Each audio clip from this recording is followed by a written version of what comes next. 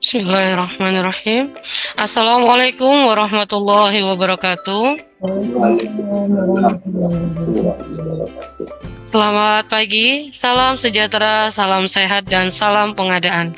Alhamdulillah, puji dan syukur kami panjatkan kehadirat Allah Subhanahu wa Ta'ala, Tuhan yang Maha Esa, yang telah melimpahkan rahmat, nikmat iman, sehat, serta karunia-Nya kepada kita, sehingga Bapak Ibu pada hari ini Selasa 16 Agustus 2022 dapat bergabung di kelas daring pembuka di bulan Agustus.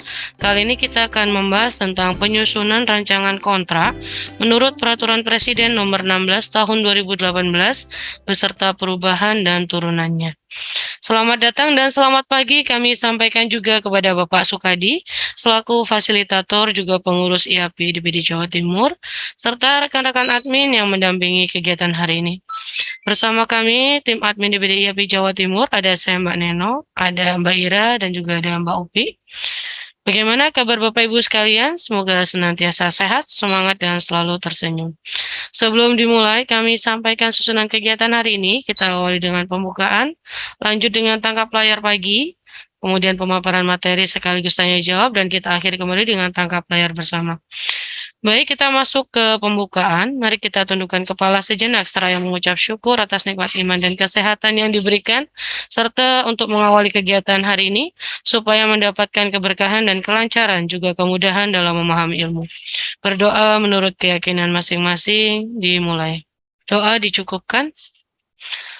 Selanjutnya yaitu tangkap layar bersama. Silakan Bapak Ibu yang belum aktif videonya untuk tetap diaktifkan selama kegiatan berlangsung. Loh, kok nggak ada ekspresinya pagi-pagi? Oke, baik. Terima kasih. Sudah sarapan semua kan ya? Baik. Selanjutnya kita masuk ke agenda inti hari ini yaitu pemaparan materi yang akan disampaikan oleh Bapak Sukadi selaku Sekretaris 1 DPD IAPI Jawa Timur. Beliau juga praktisi PBJ serta fasilitator tetap di DPD IAPI Jawa Timur yang akan dipandu oleh Mbak Upi sebagai moderator. Kepada Mbak Upi disilakan. Terima kasih Mbak Neno. Assalamualaikum warahmatullahi wabarakatuh. Waalaikumsalam warahmatullahi wabarakatuh. Selamat pagi Bapak Sukadi dan juga selamat pagi kepada Bapak Ibu peserta kegiatan kelas daring hari ini dengan judul penyusunan rancangan kontrak menurut Peraturan Presiden Nomor 16 Tahun 2018 beserta perubahan dan turunannya. Insya Allah nanti saya akan mendampingi Bapak Ibu untuk mengikuti pemaparan dari Bapak Sukadi sampai dengan pukul 11.30 waktu Indonesia Barat. Sebelumnya kami bacakan dulu tata tertib kegiatan hari ini. Yaitu yang pertama, peserta wajib mengganti tampilan nama menggunakan nama asli sesuai data di form pendaftaran. Selama kegiatan dimohon untuk mengaktifkan video dan mengaktifkan mode bisu atau mode mute. Dimohon untuk mengatur posisi tempat duduk yang paling nyaman dan tidak membelakangi cahaya untuk mencegah terjadinya backlight. Kemudian kami rekomendasikan menggunakan headset atau earphone agar suara terdengar dengan jelas. Selama kegiatan berlangsung, audio yang aktif hanya dari panitia dan narsum saja. Hal ini agar suara kami bisa terdengar jelas dimanapun Bapak Ibu berada. Peserta dapat mengajukan pertanyaan setelah pemaparan oleh pemateri dengan fitur raise hand atau melalui aplikasi Slido yang akan kami bagikan linknya. Kemudian bagi peserta yang akan izin ke toilet, mohon disampaikan di kolom chat dan dimohon untuk tidak merokok di depan layar Zoom. Berikut tata tertib kelas hari ini kami sampaikan untuk dapat disesuaikan. Baik, selanjutnya langsung kami berikan waktu kepada Pak Sukadi untuk memulai pemaparan hari ini. Silakan Pak Sukadi. Bismillahirrahmanirrahim. Assalamualaikum warahmatullahi wabarakatuh. Waalaikumsalam warahmatullahi wabarakatuh. Bapak Ibu peserta diskusi, peserta sinau bareng terkait penyusunan rancangan kontrak dimanapun Ibu Bapak berada, dari segala entitas ini lengkap ya, jumlahnya entitasnya berbeda-beda, dari dinas yang berbeda-beda. Alhamdulillah pada pagi hari ini bisa ketemu bareng di suasana yang sejuk. Mungkin di tempat Bapak itu mungkin juga mudah-mudahan sejuk, tapi di Surabaya pagi ini sejuk sekali. Alhamdulillah, semoga Bapak Ibu masih diberikan kesehatan, kelancaran, dan kemudahan dalam segala urusan. Amin. Dan Bapak Ibu, mari kita mulai diskusi atau ya sinau bareng, diskusi santai aja ya ini. Oke, Bapak Ibu, tadi sudah disampaikan oleh Upi bahwa pagi hari ini kita diskusi terkait penyusunan jumlah menurut Perpres 16 tahun 2018 beserta perubahan dan turunannya, yaitu di sana turunannya banyak sekali jumlah lembarnya, mungkin kalau dihitung itu ada 5.687 lembar, ya nanti nggak mungkin semuanya, tapi minimal untuk penyusunan rancangan kontrak insya Allah kita bahas pagi hari ini, tapi mungkin ada yang belum tercover secara keseluruhannya karena waktunya cuma berapa, kasih waktu berapa, 2 jam atau 3 jam ini. Waktunya maksimal jam 11 ya Pak. Oh, Nanti setengah jam supaya untuk tanya jawab. siap. Iya Pak. Oke, pertama kami perkenalkan dulu, nama saya cukup pendek, Bapak Ibu sudah dengan sebutan atau singkatan itu kepanjangan dari suka di mana-mana, maksudnya itu. Kemudian kami dari IAPI di Jawa Timur, alamatnya di Dukuh, alamat kami di Sukasema, Surabaya. Kemudian pengalaman yaitu mulai masuk kerja, kebetulan saya mantan PNS, jadi pekerjaannya ya mungkin seperti Bapak Ibu yang ada di PNS sana, cuma kami mulai masuk sampai dengan purna itu kebetulan di dunia pengadaan, mulai di proyek sampai di ILP. Jadi mungkin kalau di dalam organisasi pengadaan itu mulai ada PA sampai ke bawah, sampai penyedia, mungkin kami yang belum mengalami adalah yang paling atas adalah PA. Karena tanggung jawabnya paling berat sih. Dan yang ke bawah insya Allah semuanya kami pernah mengalami, karena sebelum PNS juga dari swasta, jadi pernah mengalami semua itu. Sedikit pengalaman kami di dunia pengadaan jasa. Baik, kita lanjutkan sumber hukum terkait penyusunan rancangan kontrak. Pagi ini adalah pertama adalah Undang-Undang Nomor 2 tahun 2017 tentang jasa konstruksi dan turunannya yaitu PP nomor 14 ini dalam 1 tahun ini turunan Undang-Undang Nomor 2 ini 2 kali, PP nomor 14 dan PP nomor 20 terkait jasa konstruksi. Kemudian Peraturan Presiden nomor 16 tahun 2018 dan perubahannya, dan ini nanti juga disesuaikan lagi dan sekarang kita lakukan pembahasan atau tahun depan atau yang depan. Kemudian Peraturan LKPP nomor 12 tahun 2020 kemudian khusus untuk pekerjaan konstruksi ini untuk nomor 5 adalah Peraturan Menteri PUPR nomor 10 tahun 2000. Pak Sukadi, maaf suaranya agak mengecil. Oh gitu, Oke. silakan aja. Nah ini sekarang jelas Pak kalau kayak gini. Ya, lebih dekat soalnya. Iya. Nomor 5 adalah Peraturan Menteri PUPR tahun 2021 tentang pedoman manajemen keselamatan konstruksi. Baik, Bapak Ibu, kita ajak dulu melihat segmentasi, secara segmentasi pemaketan, karena ini juga nanti ke depan mungkin perubahan Perpresnya juga salah satunya adalah membahas segmentasi pemaketan atau kualifikasi usaha. Yang pertama, Bapak Ibu mungkin ini ya, kita ngomong sejarah ya terkait kualifikasi usaha, mulai dulu ya kecil, menengah, besar. Cuma rupiahnya yang pertama itu sampai dengan 2,5 miliar untuk kecil, 2,5 sampai 50, itu menengah dan besar 50 ke atas. Ini dasar untuk menentukan kualifikasi usaha ini ada Undang-Undang Nomor 20 Tahun 2008 terkait UMKM, kemudian Perpresnya juga Perpres yang lama, Perpres Nomor 54 Tahun 2010. Kemudian Peraturan Menteri ini yang terkait pekerjaan konstruksi Nomor 7, Nomor 14 dan 31. Seiring dengan waktu, itu ada perubahan menjadi 10. Nah ini dulu ribut sekali ini.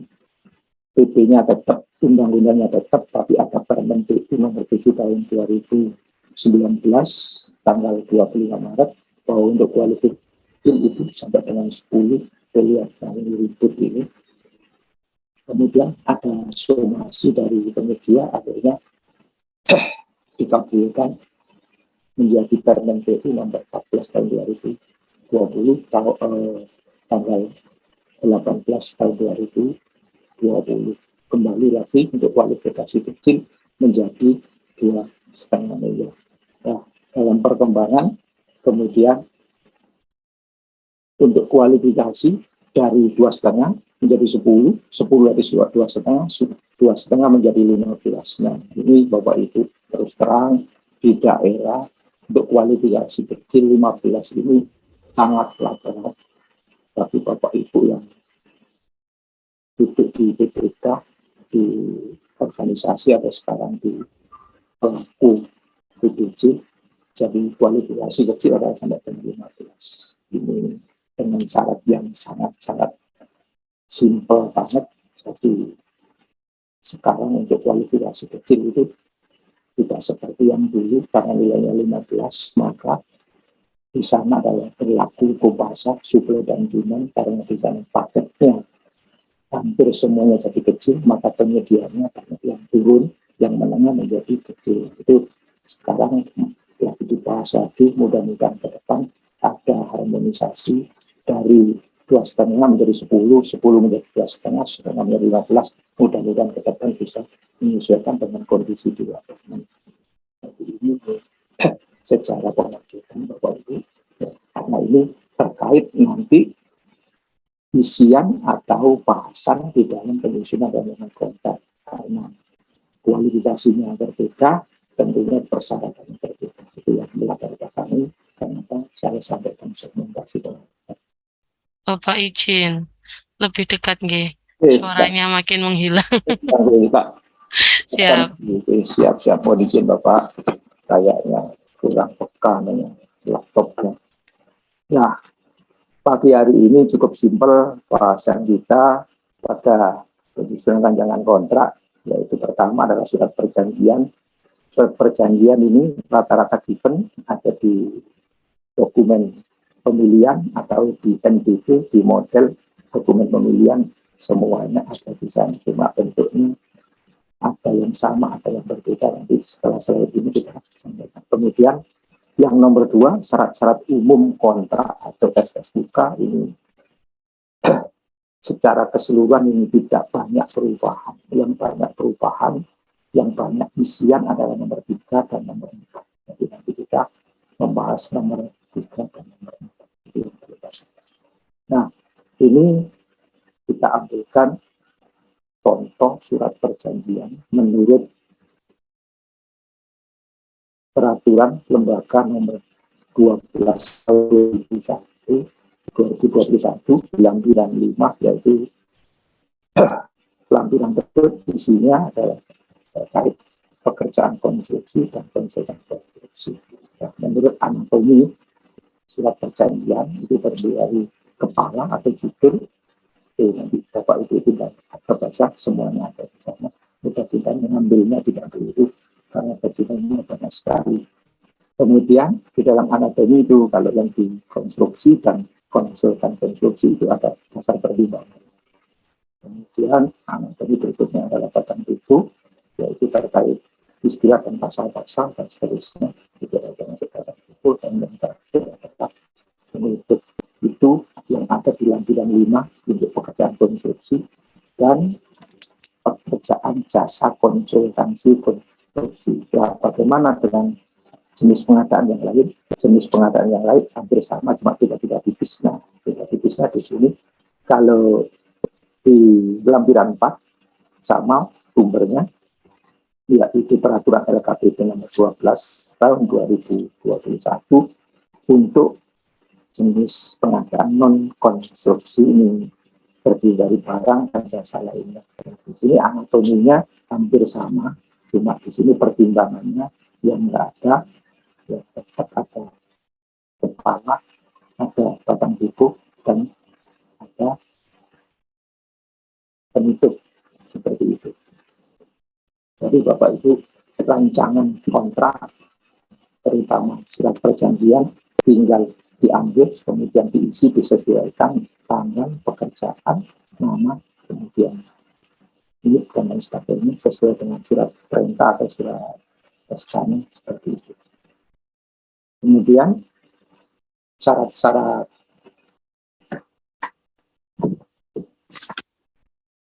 umum kontrak ini tadi kami sampaikan bahwa ini adalah tidak banyak perubahan, mungkin dari A sampai Z itu sumbernya dari lampiran 4, lampiran 5 kalau untuk konstruksi dan pekerjaan konsultan konstruksi.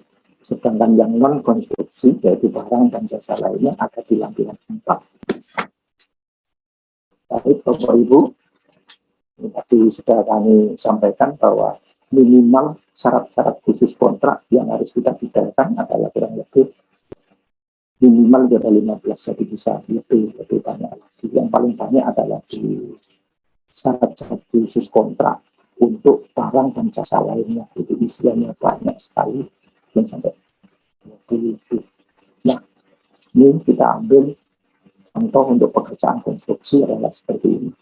Kemudian secara umum untuk masa pelaksanaan, semua jenis pengadaan masa pelaksanaannya adalah harus dapat diisi berapa harinya adalah hari tender dimulai sejak tanggal mulai kerja PSPLK. Ini kalau untuk pekerjaan konstruksi dan konsultan konstruksi, sedangkan kalau barang dan jasa lainnya adalah sesuai dengan SPP.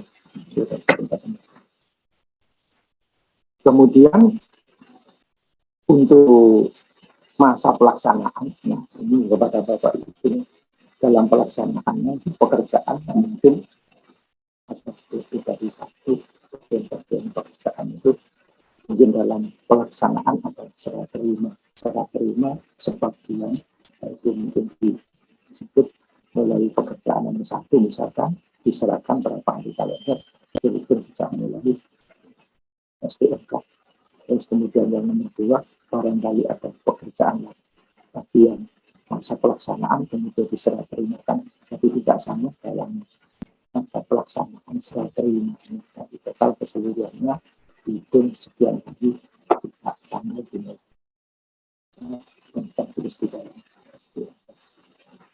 Nah, ini apabila ada sebagian pekerjaan yang diserah terimakan, kalau enggak ya cukup satu saja. Kemudian berikutnya adalah masa pemeliharaan. Nah, Bapak Ibu harus mengisi di dalam masa pemeliharaan. Yang pertama untuk pekerjaan konstruksi. Pekerjaan konstruksi itu ada pekerjaan permanen, ada pekerjaan semi permanen. Nah, itu di situ paling singkat. Paling singkat untuk pekerjaan konstruksi yang bersifat permanen itu paling singkat 180 hari kalender. Paling singkat, tapi boleh dong kalau lebih dari ini. Bapak itu kalau ngisi, kalau enggak minimalnya terpenuhi, paling singkat untuk pekerjaan konstruksi. Sedangkan pekerjaan konstruksi yang bersifat semi permanen itu adalah 3 bulan atau 90 hari kalender terhitung sejak penyerahan pertama di AST 1 atau PHO. Kemudian yang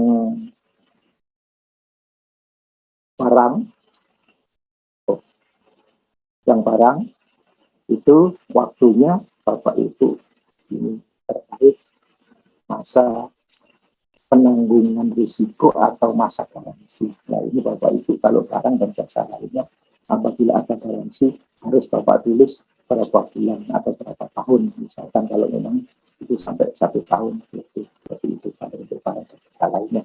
Kalau yang untuk pekerjaan konstruksi itu tadi permanen dan semi permanen. Pak, 180 dan 90 itu minimal, itu paling kurang. Itu terkait masa pemeliharaan yang harus dapat isi. Kemudian serah terima sebagian apabila diperlakukan, yaitu pertama, kedua, dan seterusnya kalau ada pekerjaan yang diserah terimakan sebagian. Kemudian untuk barang, nah serah terimanya itu barang dan jasa lainnya, tempat pengirimannya di mana, tujuan akhirnya di mana, tempatnya di mana. Karena biasanya barang ini ada kos pengiriman, ada biaya pelangsiran dan sebagainya. Jadi kalau untuk barang dan jasa lainnya, jadi harus dijelaskan serah terima barangnya di kantor, di gudang, atau di lokasi tempat kegiatan. Seperti itu kalau untuk barang dan jasa lainnya. Biasanya kalau di tempat-tempat UPD yang banyak UPD-nya, biasanya tendernya dipisah, nanti pengiriman barangnya tersebar di masing-masing UPD atau masing-masing lokasi pekerjaan. Itu tempat tujuan pengirimannya di mana, kemudian di situ tempat terakhirnya di mana. Itu terkait barang dan jasa lainnya. Kemudian berikutnya adalah masa pemeliharaan. Masa pemeliharaan itu juga seperti itu, sebagian atau keseluruhan apabila diserah terimakan sebagian. Kalau enggak ya langsung sekalian. Tapi biasanya ada teman-teman yang masa pemeliharaan itu berjenjang. Jadi penyerang pertama, kemudian pembelian pertama, penyerang kedua, pembelian yang kedua, dan seterusnya. Apabila diberlakukan serah terima sebagian. Kemudian terkait jaminan pelaksanaan. Nah, Bapak Ibu, jaminan pelaksanaan itu untuk kontrak pengadaan barang, pekerjaan konstruksi, dan jasa lainnya di atas 200 itu harus ada jaminan pelaksanaan. Nah, kalau yang di bawah 200 Pak, itu tidak diperlukan, termasuk pengadaan langsung. Nah, di mana jenis jaminan pelaksanaan yang pertama adalah pekerjaan konstruksi itu nilai jaminannya adalah 5%. Cuma pembelinya dari mana? Jika penawarannya itu 80 sampai dengan mendekati 100 atau 100 itu 5% dari ABS. Kemudian kalau penawaran penyedia itu di bawah 80 ABS, maka nilai jaminan pelaksanaan 5% dari total. Khusus untuk pekerjaan terintegrasi itu adalah dari nilai waktu. Itu untuk jaminan pelaksanaan. Kemudian terkait pekerjaan konstruksi, di mana Bapak Ibu mengenal gambar as-built drawing atau pengoperasian, itu harus diserahkan karena ini adalah bagian dari pekerjaan konstruksi. Kalau sudah selesai harus ada gambar as-built drawing yang diserahkan paling lambat dapat berapa hari, itu harus jelas. Begitu juga pedoman pengoperasian, jika pekerjaan itu ada pedoman pengoperasian secara manual juga ditentukan berapa hari, tulis angka dan huruf di dalam rancangan kontrak, yaitu ada di syarat-syarat khusus kontrak seperti itu. Kemudian terkait uang muka, nah, kepada Bapak Ibu, uang muka ini tidak wajib, tapi dapat diberikan kepada penyedia ini seluruh jenis pengadaan. Nah, untuk apa? Untuk mobilisasi apa? Bahan material peralatan, untuk pembayaran uang tanda jadi, yaitu pembelian barang, bahan material dan peralatan, kemudian pekerjaan teknis yang diperlukan untuk pelaksana pekerjaan, itu pengeluaran uang muka. Kemudian besarannya, ya, kemudian Bapak Ibu, untuk besaran uang muka ini tadi dapat. Jadi kalau diberikan uang muka, ini yang pertama ini ada di Perpres, tapi jarang dilakukan karena apa? Pada takut semua untuk nilai sampai dengan 50 sampai 200 itu diberikan paling rendah ini minimal 50%. Ini jarang sekali kata ketakutan, tapi aturannya dalam Perpres seperti ini. Kemudian untuk uang muka 30% untuk kualifikasi kecil dengan nilai 200 juta sampai dengan 2,5 miliar. Ini yang kecil tapi nilainya sampai dengan 2,5.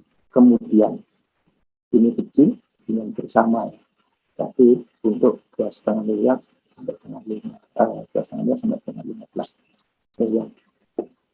Kemudian untuk yang 15 miliar ke atas itu paling tinggi 20%, kemudian untuk tahun sama yang mukanya diberikan paling tinggi 15%. Nah, ini semua harus tertuang di dalam rancangan kontrak. Kalau detailnya ada di pasal 29, nanti kalau ada yang kurang pas nanti bukan slide-nya tapi mengikuti di pasal 29, mungkin barangkali ada yang salah ketik, mungkin mengkoreksi di sini. Itu terkait uang muka. Kemudian berikutnya, nah ini yang menjadi perdebatan Bapak Ibu terkait material on-site, yaitu harus dihargai berapa. Di dalam Perpres 16 tahun 2018 dan perubahannya beserta turunannya itu untuk pekerjaan yang ada material, peralatan, dan bahan.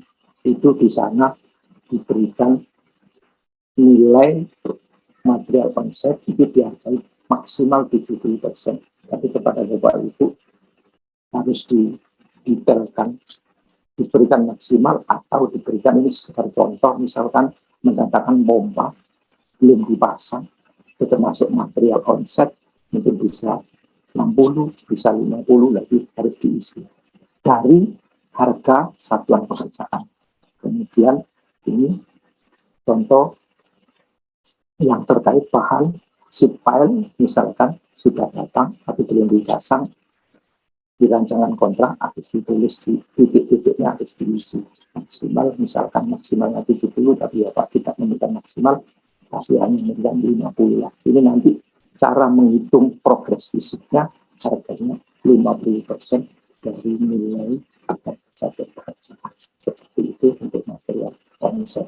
Jadi tidak ribut di kemudian hari berapa yang harus dibayar, berapa yang harus dinilai terhadap pekerjaan, atau ada material, ada alat, ada bahan yang sudah didatangkan tetapi belum dipasang. Nah, perlu di garis bawahi bahan-bahan yang tidak termasuk material on-site adalah pasir, batu, semen, besi tunggal. Maksud besi tunggal itu besi lonjoran, itu bukan ini. Kalau merupakan rangkaian bermes itu masuk di dalam hitungan material on-site. Itu semuanya harus tertuang dan diisi di dalam rancangan kontrak.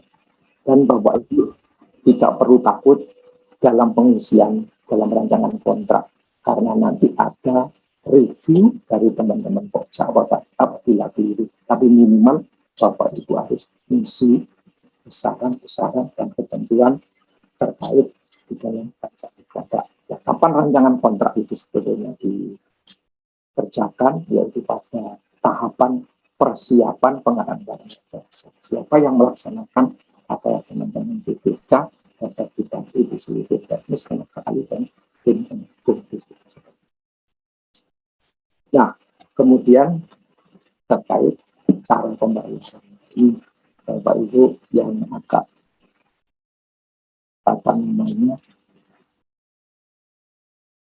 berbeda satu dengan yang lain, entitas satu dengan entitas yang lain tetapi sumbernya sama.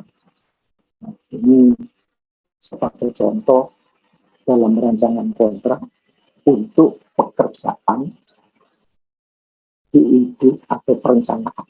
Nah, ini khusus bangunan gedung kami ambil dari PP 16 tahun 2021 dan Permen PU 22 itu adalah seperti ini. Jika perencanaan selesai itu maksimal dibayar 80. Perencanaan atau DID selesai maksimal dibayar 80. Yang 20, Pak, itu termasuk pengawasan perkara. Nah, dari 80 ini terbagi menjadi tahapan konsepsi perancangan, kemudian tahapan pra-rancangan 20%, kemudian tahap pengembangan perancangan 25%, dan tahapan rancangan itu yaitu ada gambar, ada RKS, ada RAD, itu dibayarkan besarannya tidak 20. Nah, ini diisi di rancangan kontrak. Totalnya DID kalau sudah selesai adalah dibayar 80%. Yang 20 setelah hasil perencanaan itu dilakukan tender, itu dalam tahap tender selesai sudah diumumkan, yaitu dapat dibayarkan 5%.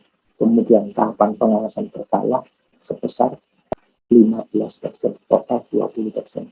Jadi kepada Bapak Ibu, untuk pekerjaan perencanaan bangunan gedung khususnya menurut PP nomor 16 tahun 2021 adalah seperti ini misinya di dalam rancangan kontrak. Kemudian berikutnya untuk pengawasan. Nah, kepada Bapak Ibu sama sumbernya untuk pengawasan bangunan gedung, yaitu sumbernya dari PP 16 tahun 2021 dan PP 22. Itu jika pekerjaan fisiknya selesai, itu pengawas itu dibayarkan maksimal 90%. Sedangkan yang 10 itu adalah antara PAST 1 sampai dengan PAST 2 atau PHO sampai dengan FAO. Ini adalah pembiayaan yang terkait 90%. Ini sebagai contoh, jika langsung selesai kemudian dibayar 90, tidak dapat diuraikan seperti kemudian misalkan progres fisiknya 35%, dibayar 30. Kemudian berikutnya ini model progres atau model termin, karena ketentuannya itu dapat dilakukan bulanan, tapi jarang untuk progres pengawasan jarang, tapi ada juga dibayarkan secara bulanan atau tahapan tertentu sesuai dengan progres fisik di lapangan seperti ini. Jadi sesuai dengan kemajuan fisik di lapangan, jika fisiknya 35%, maka dibayar kurang dari progres fisik tersebut. Misalkan 60, dibayar 65% fisiknya, keuangannya dibayar. Dan selesai sampai dengan 100% fisiknya, maka pengawas dibayar 90%. Yang 10% dibayar kapan? Setelah masa pemeliharaan berakhir. Itu untuk pekerjaan pengawasan bangunan gedung. Nah, bagaimana pekerjaan yang lain? Ya, Bapak Ibu boleh mencontoh seperti ini, tapi kalau untuk non-gedung kami belum menemukan regulasinya, tapi khusus untuk pekerjaan bangunan gedung, di gedung negara maksudnya, itu ada PP, Permen PU-nya seperti ini juga ya. Kemudian untuk manajemen konstruksi, konsultan MK atau manajemen konstruksi bahasa Surabaya, MK itu bayi proyek, istilahnya ada yang nyebut begitu. Nah, sesuai dengan ketentuannya menurut PP 16 itu dibagi beberapa tahap. Yang pertama adalah tahap persiapan pengadaan. Jadi kalau persiapan pengadaan selesai dapat dibayarkan 5%, kemudian review rencana teknis sampai dengan serah terima dokumen perencanaan dibayar 10, dan tahapan tender selesai masa pengumuman terakhir itu dibayar 5%. Totalnya adalah 20%. Kemudian dalam pelaksanaan itu sampai dengan serah terima pertama itu dibayar 70%. Nah, sebagai contoh dapat seperti yang tadi juga seperti ini bisa. Kemudian yang 10% itu adalah masa pembiayaan. Jadi untuk MK itu sampai dengan serah terima pertama atau PASD1 dibayar 90%, sisanya 10% adalah masa pemeliharaan. Nah, tadi kami sampaikan masa pemeliharaannya kapan? Ya, yang minimal untuk gedung yang permanen adalah 60 180 atau 6 bulan. Nah, kalau lebih dari itu, ya otomatis yang 10% mengikuti ketentuan untuk ketentuan jenis pengadaan dan jenis konstruksi. Nah, kemudian untuk pekerjaan konstruksi, ya, kata Bapak Ibu, untuk pekerjaan konstruksi fisik, aturannya sama. Di PP 16 tahun 2021, itu apabila pekerjaan mulai 0 sampai dengan PAO atau 100%, itu dibayar 95%. Yang 5% kapan? Pemeliharaan. Pemeliharaan kapan? Tergantung Bapak Ibu sudah tadi diisi minimal atau paling kurang 6 bulan untuk pekerjaan yang bersifat permanen, dan semi permanen adalah 3 bulan. Nah, cara pembayaran untuk pekerjaan konstruksi itu dapat dilakukan secara bulanan atau tahapan tertentu sesuai progres atau sesuai dengan kemajuan fisik di lapangan. Jadi pembayarannya tidak melebihi dari progres fisik di lapangan untuk pekerjaan. Detailnya kalau Pak ingin membuka ada di pasal 179 di PP16. Nah, kemudian untuk barang itu bisa secara termin, bisa bulanan sekali atau sekaligus. Sebagai contoh dilakukan secara termin, termin 1 30, termin kedua 30, termin ketiga 40 atau 34 atau 35, terserah Bapak Ibu, tergantung dari barangnya. Kalau barangnya biasanya kalau nilainya besar, itu biasanya terminnya agak banyak. Kalau nilainya kecil, jumlah barangnya sedikit, itu biasanya bisa sekaligus. Nah, ini harus jelas berupa apa barang outputnya yang dihasilkan sesuai dengan pekerjaan. Tentunya harus sesuai dengan spesifikasi teknis. Jangan lupa meskipun ada termin begini harus menyesuaikan spesifikasi teknisnya. Kemudian denda. Nah, Bapak Ibu, ini yang sering kali denda ini tidak ditulis secara jelas, hanya keterangannya 1/1000 atau 1/mil dari harga kontrak. Di situ kata sambungnya atau itu tidak dipilih, tapi ditulis begini rata-rata. Bapak Ibu harus dipilih kapan 1/1000 dari harga kontrak, kapan 1/1000 dari bagian. Nah, jika dari bagian kontrak, ketentuannya harus sebagai berikut. Bagian pekerjaan yang tidak tergantung satu sama lain, dan bagian pekerjaan yang fungsinya tidak terkait satu sama lain dalam pencapaian pekerjaan itu. Jadi, kapan sebagian, kapan harga kontrak, Bapak harus tentukan, harus dipilih salah satu, tidak ditulis gampang. Rata-rata setelah ada permasalahan baru tahu, oh ternyata harus dipilih. Yang pilihnya kalau sebagian yang ketentuannya seperti itu. Jadi Bapak Ibu, kalau mengenai denda akibat keterlambatan jenis barang harus jelas seperti ini, kapan terhadap harga kontrak, kapan sebagai kontrak, harus jelas. Nah, kemudian berikutnya adalah umur konstruksi. Nah, Bapak Ibu, umur konstruksi, kalau ini pekerjaan konstruksi, itu di dalam syarat-syarat bisnis kontrak, Bapak harus tulis di situ, karena tidak tidak lebih dari 10 tahun rata-rata seperti itu. Kurang dari 10 tahun biasanya teman-teman kalau ngisi dimaksimalkan 10 tahun seperti itu untuk umur preskripsi. Nah, kemudian berikutnya adalah pada lampiran. Ini Bapak Ibu sudah given di dalam MDP, model dokumen pemilihan adalah given ada format-format yang harus diisi. Tapi format-format tersebut misinya harus sesuai dengan ketentuan yang ada di dalam aturan atau regulasi, di mana kalau Perpres 16 beserta perubahannya, yaitu ketentuannya ada di lampiran yang pertama adalah syarat-syarat khusus kontrak untuk pekerjaan yang disubkontrak. Nah, ini harus diisi menurut keterangan menurut sumber dari LKPP nomor 12 tahun 2021. Ini wajib diisi oleh BPK dan dapat dibantu tim teknis dan tenaga ahli. Itu harus ditulis di dalam lampiran syarat-syarat khusus kontrak, harus jelas di sini. Bagian yang disubkontrakkan itu apa saja, di sini harus ditulis. Dan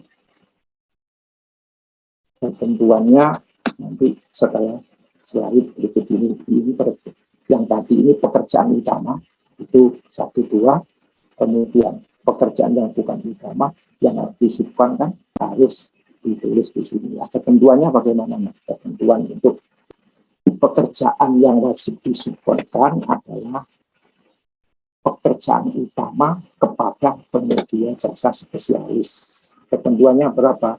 Paling banyak adalah 2 pekerjaan sesuai dengan subklasifikasi. Ini untuk pekerjaan utama. Jadi isinya tadi harus sesuai dengan ketentuan yang ada di sini. Ini ada di lampiran 2 di peraturan LKPP nomor 12 tahun 2021. Sedangkan pekerjaan yang bukan utama sama paling banyak 2 pekerjaan, tetapi tidak mensyaratkan SPU, langsung ini tetap penyedia jasa dengan kualitas kecil. Ini syaratnya yang disubkonkan terkait pekerjaan subkon. Kemudian isian berikutnya adalah daftar personilnya. Daftar personil ini juga formatnya sudah disiapkan. Ini tinggal Bapak Ibu isi, kapan diisi oleh BPK pada saat persiapan BPJ-nya harus diisi. Tapi kembali lagi Bapak Ibu, gak usah khawatir keliru, gak usah khawatir salah, karena nanti ada tahapan review yang harus dilakukan oleh teman-teman Pokja. Jadi kalau kelebihan ya otomatis nanti diusulkan, kalau kurang tentunya juga diusulkan. Nah, bagaimana tata cara aturan terkait personil manajerial? Nah, ini adalah sesuai dengan peraturan LKPP nomor 12 tahun 2000 ini. Ketambahan 1 ya, maksudnya 2021. Itu berdasarkan nilai HPS. Jadi nilai HPS sampai dengan 15 miliar, jumlah personilnya itu hanya 2, cukup SKP. Lalu ke depan SKP diganti dengan SKK, sertifikat keterampilan kerja dengan jenjang. Untuk kualifikasi kecil itu jenjangnya 4, 5, 6, sedangkan menengah 50 sampai dengan 100 dan 100 ke atas itu jumlah personilnya 1, 2, 3, 4, maksimal 5. Kalau di atas 100 miliar bisa 1, 2, 3, 4, 5. Nah, kemudian terkait kompetensi tidak mensyaratkan tingkat pendidikan dan jurusan. Yang diutamakan adalah SKT dan SKK. SKK itu bisa SKT, bisa SKA. Sebetulnya keahlian hanya mensyaratkan 1 SKA dan 1 SKT untuk setiap personil. Ini kenapa disampaikan begini? Karena dulu sebelum ada peraturan ini itu 1 personil bisa mendapatkan 5 SKA, kayak Superman gitu. Tapi sekarang sudah tidak diperbolehkan, jadi 1 personil 1 SKA atau 1 SKA. Nah, ke depan Bapak Ibu ini sudah masa transisi, sekarang sudah keluar sertifikat keterampilan kerja dengan jenjang. Jenjang itu kalau jenjang 9 itu kalau dikonversi ke SKA itu utama. Kalau yang 8, jenjang 8 itu madya. Kalau SKK dengan jenjang 7 itu adalah muda. Kemudian berikutnya sertifikat. Sertifikat tidak dievaluasi ini dan tidak perlu melampirkan SKM pada saat tender.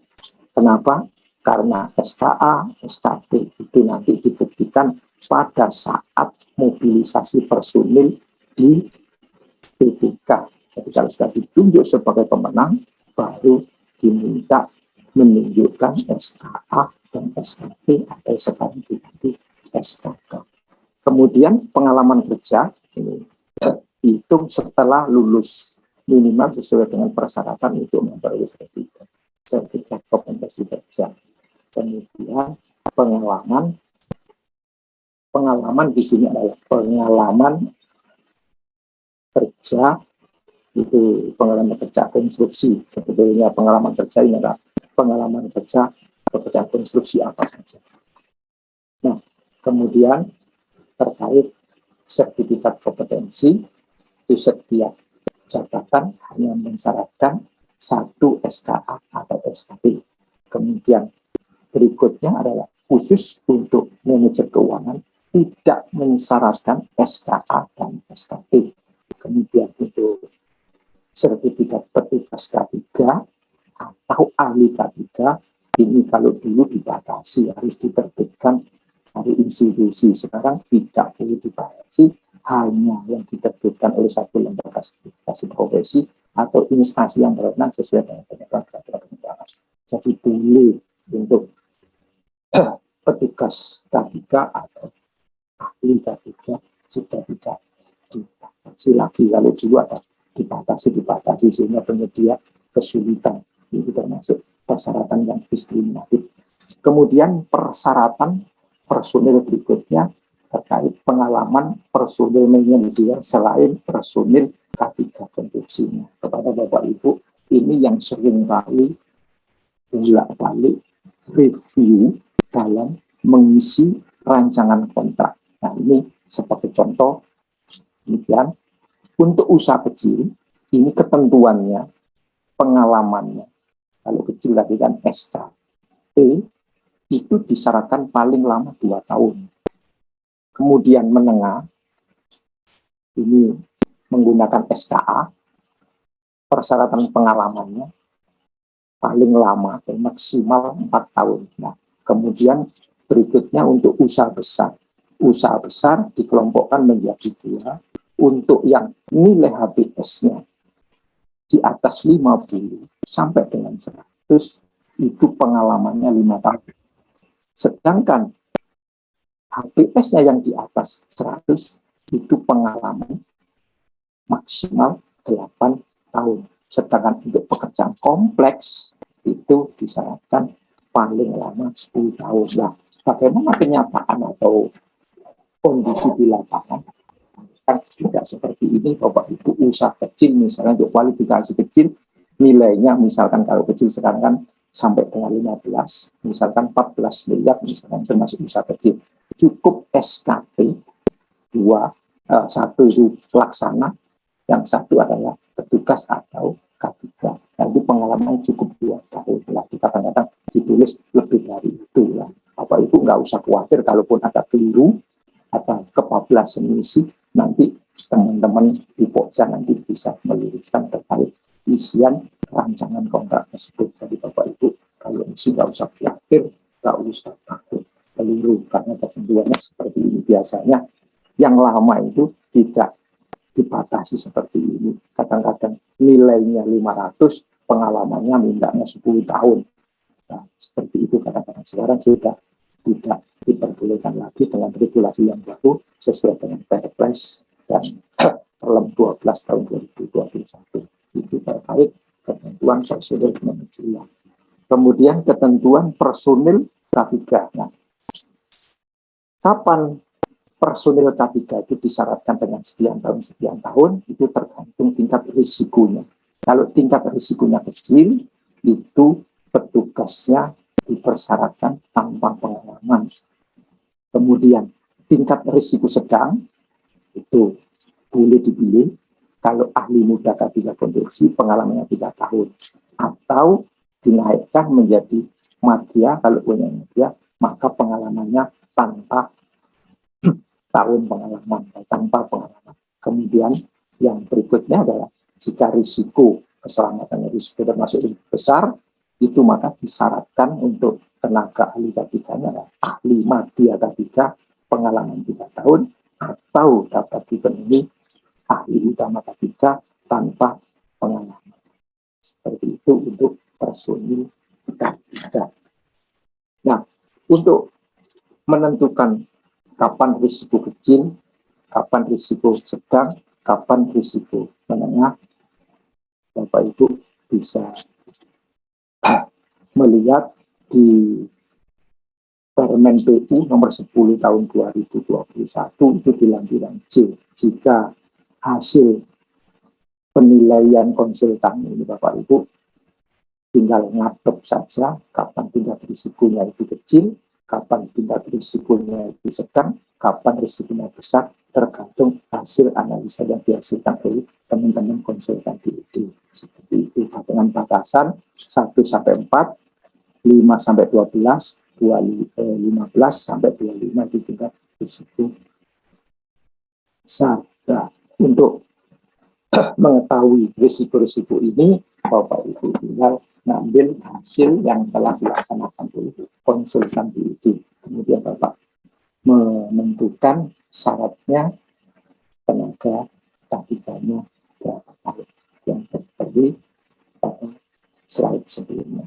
Nah, kemudian kalau Bapak Ibu kesulitan, misalkan tinggal nge-cross check saja, ini misalkan tingkat risiko untuk risiko besar itu diberikan panduan di dalam Permen PU nomor 10 tahun 2021, tingkat risikonya mulai 100 miliar sampai dengan 1 T ke atas, ini untuk nilai pekerjaan, dan di samping ini adalah waktu pelaksanaan dalam bulan.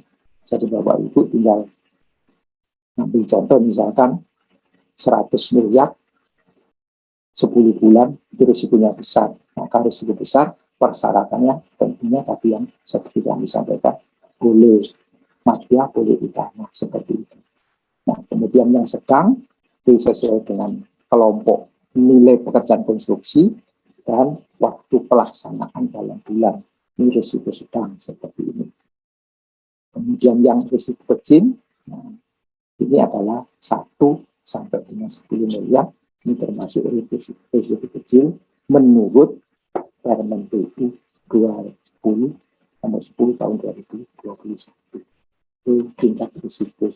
Sehingga Bapak Ibu bisa mensyaratkan tenaganya berapa tahun, keahlian apa, seperti itu. Ini terkait. Kemudian berikutnya adalah daftar peralatan utama.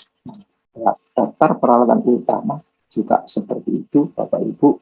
Ini format yang ada di MDP, tinggal Bapak Ibu isi yang ada di MDP. Karena yang dikompetisikan itu tidak semua isian. Yang dikompetisikan adalah nama peralatan utama, kapasitas, dan jumlah. Itu saja yang dikompetisikan. Jadi merek juga tidak, kondisinya juga tidak, kepemilikannya itu nanti dibuktikan dengan surat kepemilikannya. Setelah format ini, Bapak Ibu mengisi ya, dengan ketentuan terkait persyaratan peralatan utama. Jika HPS untuk pekerjaan konstruksi atau pada lampiran 2 itu paling banyak 6 jenis. Masing-masing jenis maksimal 3 unit. Itu untuk nilai sampai dengan HPS 100 miliar. Nah, bagaimana dengan yang di atas 100 miliar? itu paling banyak jenisnya 10, masing-masing jenis maksimal 3. Itu jika nilainya 100 miliar ke atas menurut peraturan LKPP nomor 12 tahun 2021 di lampiran 2 itu seperti itu. Nah, kemudian persyaratan itu dapat milik sendiri, ya tentunya ditolak dengan bukti kepemilikan, BPKB, invoice, dan seterusnya. Kalau sewa beli, ya bukti kepemilikan sewa beli berupa surat perjanjian, invoice, uang muka kwitansi, dan sebagainya. Jika sewa juga sama, harus ada perjanjian sewa, bukti kepemilikan, penguasaan peralatan dari pemberi sewa. Itu terkait peralatan utama. Nah, berikutnya adalah khusus lampiran B, ini adalah rancangan keselamatan konstruksi. Bapak Ibu, untuk lampiran keselamatan konstruksi itu sekarang menjadi wajib, harus diisi dan harus disertakan untuk pekerjaan konstruksi khususnya. Yaitu misinya juga ada format-format yang harus Bapak Ibu isi, tapi tidak semuanya Bapak Ibu isi. Cukup kolom 1 nomor, kolom 2 uraian, kolom 3 identifikasi. Ini yang diisi oleh PPK. Dari mana misinya ini pada saat persiapan? Itu dari rancangan konseptual sistem manajemen keselamatan konstruksi pada rancangan konstruksi yang dihasilkan dari DID. Sebagai contoh, kalau sebagai berikut, nah Bapak Ibu tinggal ngambil kolom 1 nomor, kolom 2 uraian kegiatan, nomor 3 adalah identifikasi bahaya. Sedangkan kolom berikutnya ini diuraikan oleh penyedia jasa konstruksi. Nah, nanti evaluasinya tentunya dievaluasi oleh teman-teman pojak. Jadi Bapak Ibu tinggal ngatur, nggak usah khawatir keliru salah, tidak, karena ini dengan diisi, kemudian nanti reviewnya akan dilaksanakan oleh teman-teman pojak. Jadi Bapak Ibu kalau kurang tentunya nanti ada review, tapi kalau nggak diisi sama sekali itu akan menghambat waktu di proses pelaksanaan pemilihan atau waktu tendernya, sehingga waktunya molor. Tapi kalau isinya sudah lengkap semua, reviewnya sudah pasti, tentunya Bapak Ibu dapat menghemat waktu proses di review dokumennya. Jadi tidak perlu berlama-lama review dokumennya. Kemudian yang terakhir adalah penyelesaian perselisihan. Ini Bapak Ibu harus tulis, ya kita semua tidak menghendaki para pelaku PBJ, baik itu pengguna maupun penyedia, itu nggak akan mau bersengketa. Tetapi apabila ada yang disengketakan atau tersengketa antara pejabat penandatangan kontrak dengan penyedia, maka penyelesaiannya harus dilakukan melalui apa? Di sini harus dipilih pelayanan sengketa yang diselenggarakan oleh RPP atau lembaga arbitrase atau pengadilan. Jadi Bapak Ibu tinggal milih salah satu di sini diisi. Tapi biasanya jarang yang mau milih pengadilan, ini biasanya jarang karena prosesnya panjang, juga ada biayanya. Seperti itu. Kemudian kalau diisi di pengadilan, ya pengadilannya Bapak Ibu berada atau yang terdekat. Seperti itu apabila ada perselisihan. Demikian Bapak Ibu, apabila ada perkataan yang kami sampaikan kurang pas dalam diskusi atau belajar kali ini, maaf, dan mudah-mudahan bermanfaat ilmu yang sedikit ini kita diskusikan bersama setelah sesi berikutnya. Demikian Bapak Ibu yang kami sampaikan. Kami ucapkan terima kasih. Wabillahi taufiq wal hidayah. Assalamualaikum warahmatullahi wabarakatuh. Di slide saat ini ada 3 pertanyaan, semua dari anonimus. Pertanyaan pertama, dari Anonimus, apa aspek paling penting dalam menyusun rancangan kontrak? Bisa dijawab, Pak? Oke, Anonimus yang pertama, aspek penting dalam kontrak adalah isian yang harus diisi dalam syarat-syarat khusus kontrak. Karena di situ menjelaskan ketentuan dan persyaratan yang akan dilaksanakan nantinya pada saat berkontrak. Jadi di state dulu, ditentukan dulu di dalam syarat-syarat khusus kontrak. Terus kemudian Baik, Pak. Ya, bisa dilanjut ke Anonimus kedua, Pak. Kedua, apa bagian paling mendasar dari aturan sebelumnya terkait kontrak hanya dibatasi nilai? Ini yang dibatasi nilai maksudnya gimana ini ya? Mungkin Bapak Ibu yang bertanya bisa konfirmasi. Ya, kalau memang Silakan, Pak. belum ada, Anonimus berikutnya adalah jika barang tidak ada masa garansi dan ternyata setelah serah terima ada kecacatan, bisakah minta pertanggungjawaban? Ya, secara legalitas karena masa garansi tidak ada, ya secara otomatis kayak beli putus. Makanya kepada Bapak Ibu, untuk rancangan kontrak, kalau barang harus diisi masa garansinya, sehingga kalau ada kerusakan, ada cacat, masih dalam masa garansi.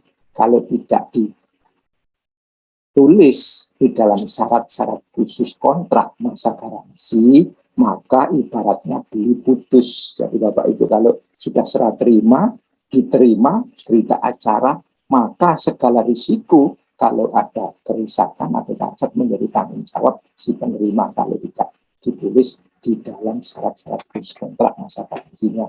Itu kepada Bapak Ibu, masa garansinya harus ada. Nah, ditulis masa pertanggungan barang tersebut. Kemudian berikutnya, Mbak, naik. Ya, ini Anonimus lagi. Apakah dalam hal persyaratan personil PPK bisa menambahkan persyaratan personil seperti operator DT, EXA, DL? Nah, Bapak Ibu, dalam persyaratan personil jumlahnya tadi kan sudah dibatasi.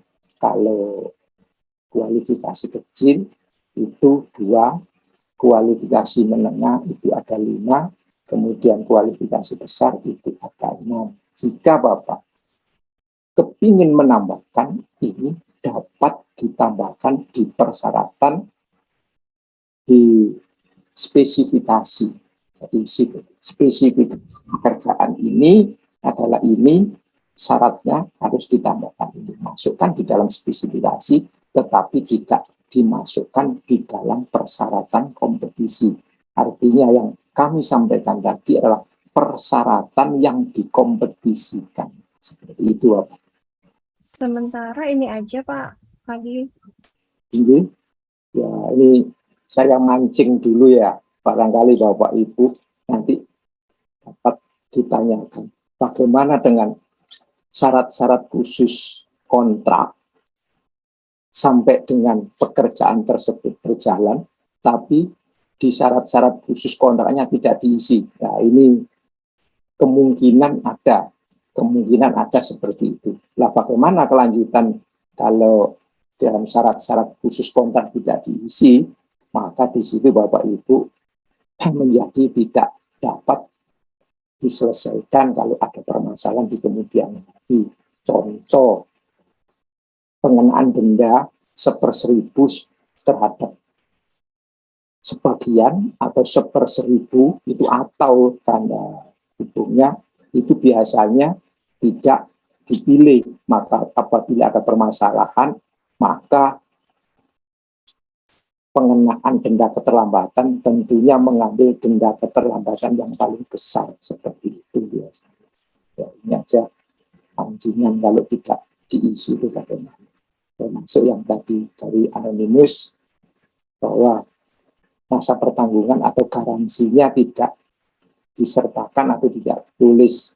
Itu ibaratnya beli barang putus, habis diserah terimakan, dituangkan dalam berita acara, maka di sini ada kerusakan tidak dapat diganti atau tidak dapat diperbaiki. Demikian yang dapat kami sampaikan. Barangkali ada yang perlu ditanyakan atau masih baru dibaca, monggo. Tadi Bu In tanya Pak, saya tanyakan di sini aja ya Pak. Apa namanya, materinya ternyata konstruksi ya katakan.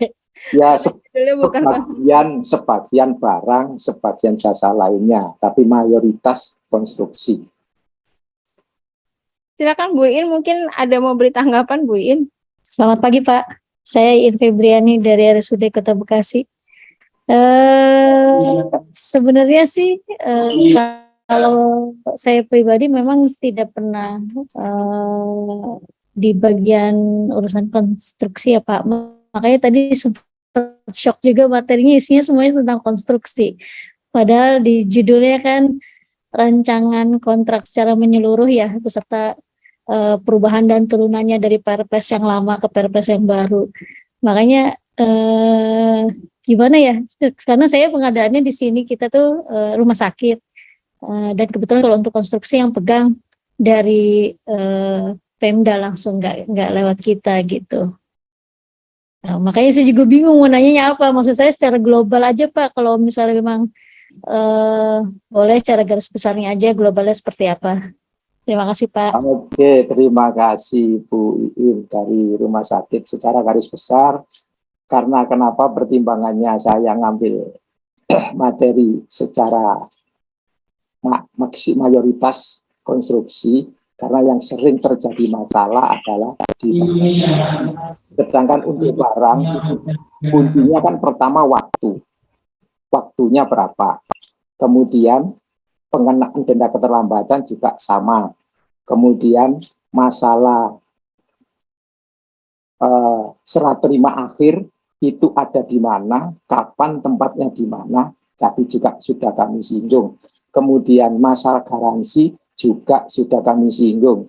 Yang utama-utama saja untuk barang, karena jika barang tidak ada garansi maka sama dengan beli putus. Itu semua harus ditulis dan diisi pada saat rancangan kontrak. Sebetulnya rancangan kontrak untuk barang dan jasa lainnya lebih simpel karena disyaratkan, tidak disyaratkan, kemudian diisi berapa waktunya, berapa kapan, kemudian masa garansinya, kemudian dendanya. Hampir sama sebetulnya, cumaan lebih detailnya, lebih kompleksnya itu untuk pekerjaan konstruksi. Kenapa saya menyampaikan yang banyak di konstruksi. Kalau Ibu tanya terkait barang, ya tadi yang kami sampaikan, dendanya sama terhadap sebagian atau keseluruhan. Kemudian masalah serah terima, tapi sudah di slide juga sudah jelas, harus tempat akhir dengan siapa, di mana. Misalnya kalau rumah sakit di Indo, otomatis barangkali ada gudang, harus diterimakan gudangnya di mana. Mungkin kalau gudangnya harus naik lantai, berarti ada biaya ongkos tambahan seperti itu, sehingga dalam menawar otomatis ada biaya tambahan untuk angkutan atau transport, itu untuk barang. Kemudian garansi juga sudah harus pertanggungan harus diisi. Mungkin terkait barang, apa yang sekiranya masih belum jelas Bu In, bisa ditanyakan. Sepertinya cukup dulu aja Pak. Monggo, Mbak. Ya, terima kasih. Terima kasih Bu In. Baik, mungkin dari beberapa peserta masih ada yang ingin bertanya, karena kami lihat di Slido dan di chat Zoom juga tidak ada pertanyaan. Mungkin dari Pak Mirwan. Pak, ini ada pertanyaan dari Pak Wenski, Pak, PUPR Sawah Lunto. Sebenarnya apa perbedaan antara pejabat pembuat komitmen dengan pejabat penandatangan kontrak di dalam pelaksanaan kontrak fisik, dan bagaimana wewenangnya dan sejauh mana tanggung jawabnya? Silakan Pak. Oke, terima kasih. Yang dikatakan pejabat penandatanganan kontrak itu isinya atau pelakunya bisa PA, bisa KPA, bisa PPK, pejabat penandatangan kontrak.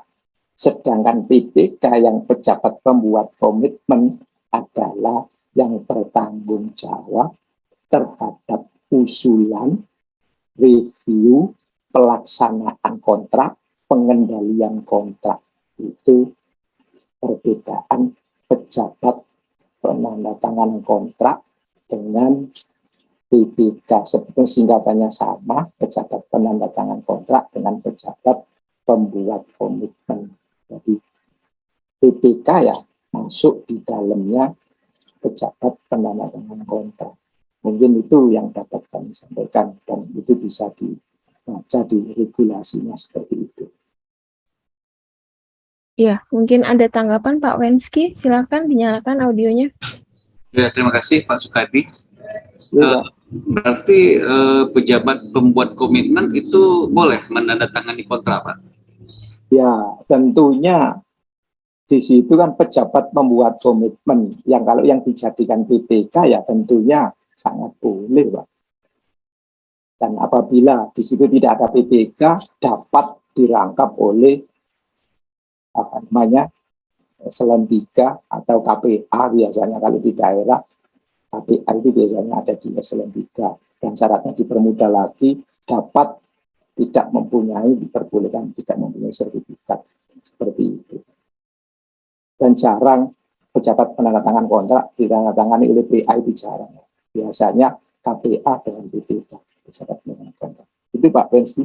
Oh ya, terima kasih Pak Sukadi penjelasannya. Cuman nanti dalam pemeriksaan itu gimana tuh Pak Sukadi? Lebih ke pemeriksaan, misalnya ada pemeriksaan dari eksternal, apalagi pekerjaan fisik itu antara PPK yang pejabat komitmen sama apa itu sama ya posisi nanti Pak? Ya, tentunya yang bertanggung jawab ya pejabat pembuat komitmennya, Pak, dengan penyedia. Di situ yang bertanda tangan. Nah, tadi yang dapat dirangkap itu selaku PPK. PPKPA dapat melangkap PPK.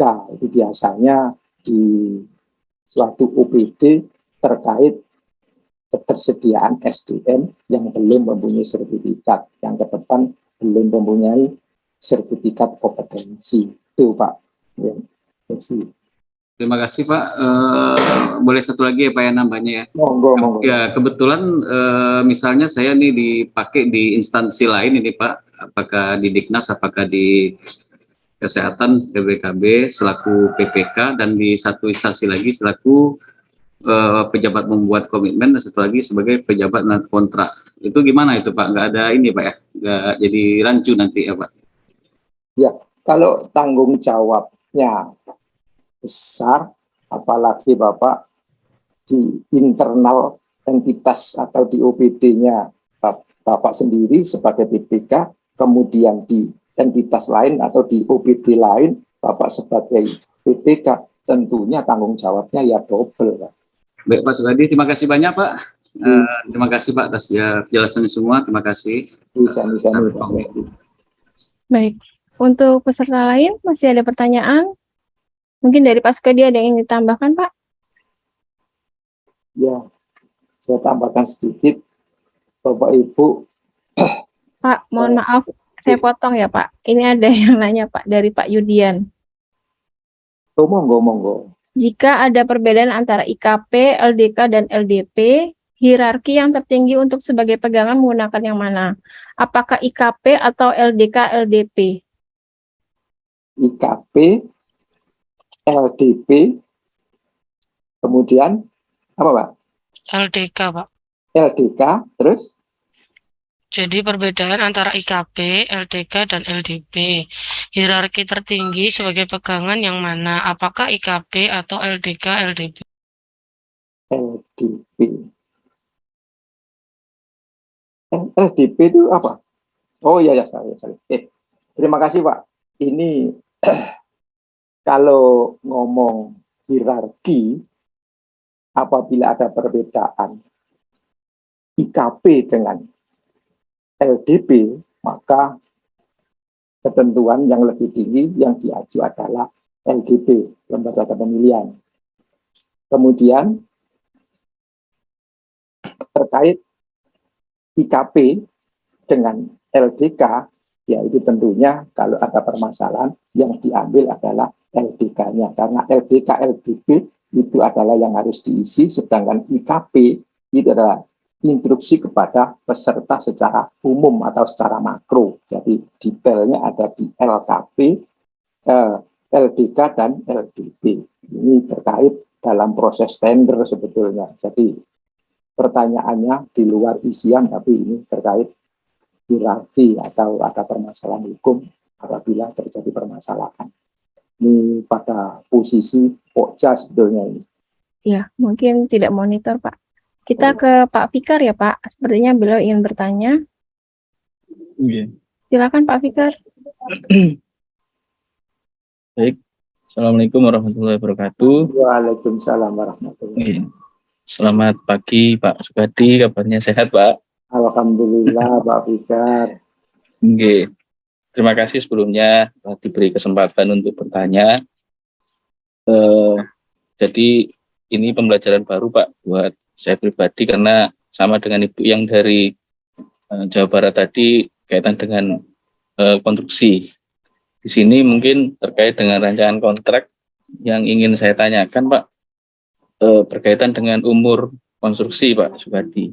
Di situ kan ada sebuah klausul dalam yang disampaikan Pak Kadi dalam PPT tadi, penyedia itu bertanggung jawab atas kegagalan bangunan selama umur konstruksi yang tercantum dalam SSKK itu tidak lebih dari 10 tahun.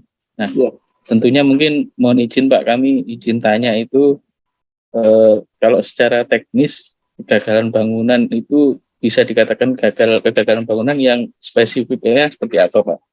Itu yang mungkin kami mohon untuk ada sedikit penjelasan, dan mengenai terkait dengan range waktu yang ditentukan itu adalah apakah sebuah kesepakatan antara penyedia jasa dengan pemberi pekerjaan atau memang sudah termaktub dalam regulasi normatif bahwa untuk tanggung jawab penyedia itu hanya tidak lebih dari 10 tahun. Oke, mungkin itu saja Pak yang kami tanyakan. Matur nuwun Pak Sukadi. Matur nuwun Pak Fikar, selamat bergabung. Ya, ini namanya sinau bareng Pak Fikar ya. Saya hanya lebih duluan saja membacanya, tidak dari itu. Kan kebetulan saya juga dulu pernah di buka PBJ atau di Biro PBJ. Kembali ke pertanyaan Pak Fikar terkait rancangan kontrak di mana umur konstruksi harus diisi tidak lebih dari 10 tahun di syarat-syarat khusus kontrak.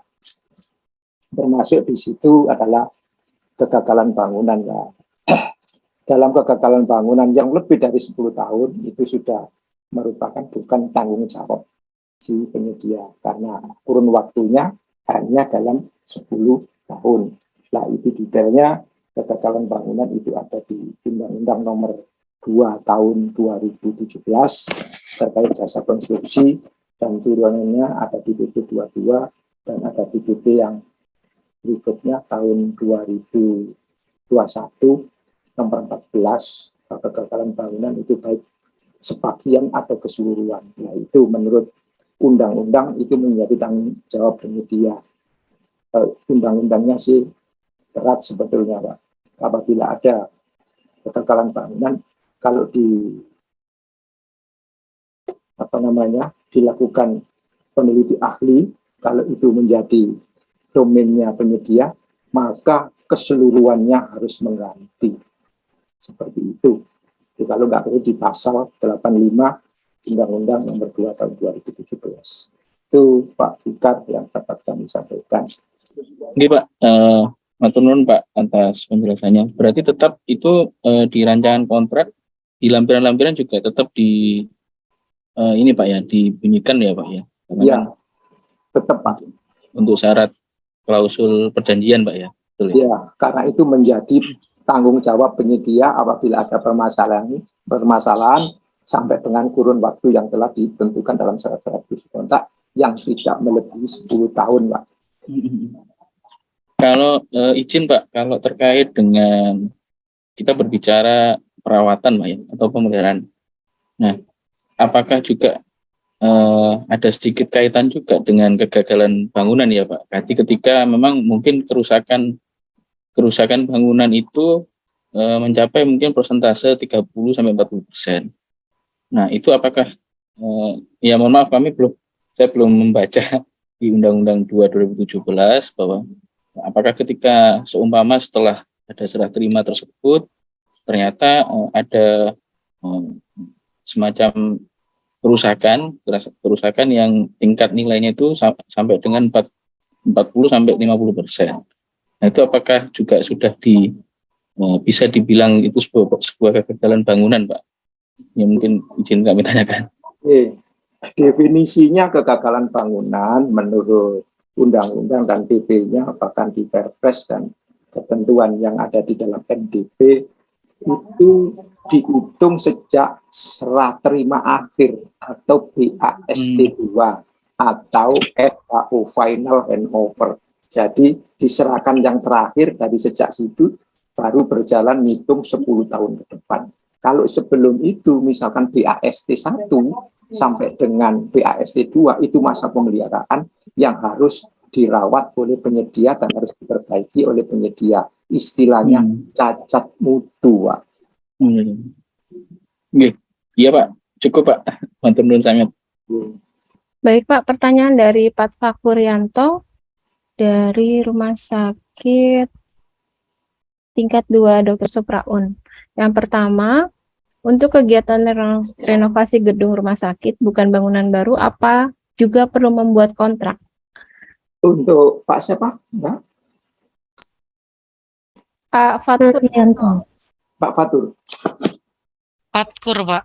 Fatur, ya. Terima kasih Pak Fatur. Untuk renovasi gedung, ya, ini kita kan ngomong renovasi gedung, baik itu sumber dananya APBN, APBD, atau sumber lain yang masuk di BLBD. Renovasi itu dilaksanakan oleh siapa? Kalau dilaksanakan oleh penyedia, tentunya dibuatkan perjanjian atau dalam bentuk kontrak.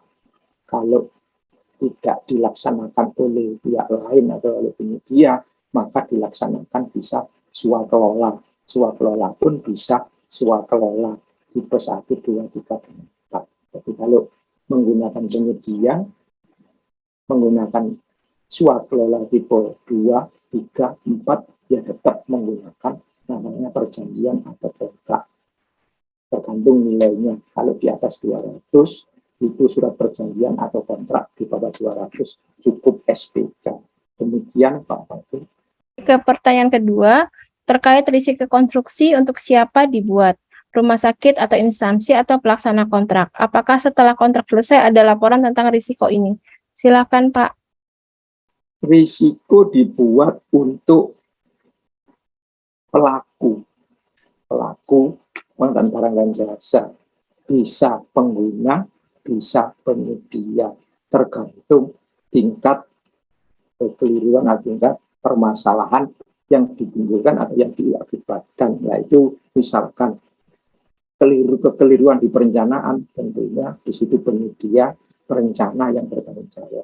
Kalau di dalam pelaksanaan tidak melaksanakan sesuai dengan rencana, maka di situ menjadi tanggung jawab penyedia konstruksi. Dan apabila di situ dalam pelaksanaan ada pengendalian yang longgar, dalam bahasa halusnya itu dibiarkan, ada pembiaran, yaitu menjadi risiko atau tanggung jawab pengguna juga. Jadi di sini dibuat untuk semua pihak yang terlibat di dalam pelaksanaan pengadaan jasa, semua pelaku.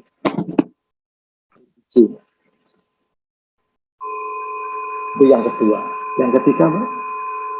Ketiga, untuk nilai jasa konsultansi konstruksi dibunyikan juga dalam rancangan kontrak bila orangnya beda dengan yang dipesan pelaksana. dalam kurung rumah sakit punya konsultan konstruksi sendiri. Silakan Pak. Yang ditanyakan apa ini, Mbak? Yang ditanyakan atau Pak Kuryanto bisa menyalakan langsung ya Pak ya. Maksud saya begini, jadi ketika rumah sakit itu merancanakan suatu kegiatan, dia punya konsultan sendiri untuk merancang itu. Nah, ini nilai jasa konstruksi itu dimasukkan dalam kontrak dengan penyedia atau terpisah, atau kontraknya sendiri-sendiri begitu, kontrak dengan konsultan sendiri atau kontrak dengan penyedia sendiri begitu Pak. Mohon izin Pak, saya tanya dulu Pak. Untuk konsultan sendiri itu konsultan di mana Pak? Konsultan di dalam rumah sakit itu pegawainya menjadi konsultan atau gimana? Bukan, jadi kita istilahnya minta bantuan dari pihak luar untuk merancang bangunan kita dengan tenaga konsultannya itu. Kemudian pada saat pelaksanaan kita tidak memakai dia, tetapi memakai penyedia lain yang nantinya juga ada konsultan sendiri mereka. Nah, ini yang kita gunakan di awal tadi, apakah juga diikutkan di situ atau terpisah gitu? Bapak, pekerjaan untuk pekerjaan konstruksi khususnya bangunan dalam hal ini rumah sakit, misalkan dalam perencanaan itu kan ada konsultan DID.